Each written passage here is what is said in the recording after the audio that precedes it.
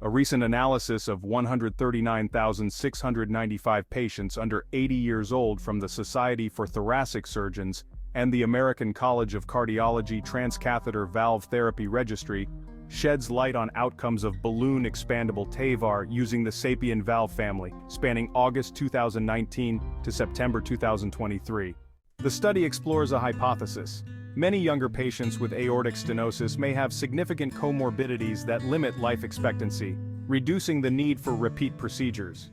As a result, heart teams are thoughtfully balancing risks, benefits, and valve longevity when considering TAVR for younger patients with a shorter projected lifespan. Comparing patients younger than 65 to those aged 65 to 80 years, the study found primary outcomes: mortality, stroke, and combined mortality or stroke were assessed in hospital at 30 days and 1 year. Secondary outcomes: cardiac death, life-threatening bleeding, major vascular issues, new pacemaker need, dialysis, atrial fibrillation onset, valve reintervention, and readmissions. Health status was evaluated using the Kansas City Cardiomyopathy Questionnaire, or KCQ. Key findings: younger patients, those under 65 years, were more likely to have bicuspid aortic valves, with 25.2% compared to 7.6% in those aged 65 to 80, and this was statistically significant with a p-value of less than 0.001. Patients under 65 years had higher one-year readmission rates, 28.2% versus 26.1%, and all-cause mortality, 9.9% versus 8.2%, both with a p-value of less than 0.001. In propensity-matched comparisons, younger patients still had higher readmission rates at 1 year, 28.2% versus 26.8%, with a p-value of less than 0.03, and similar mortality to older patients, 9.9% versus 10.1%, with a p-value of 0.55.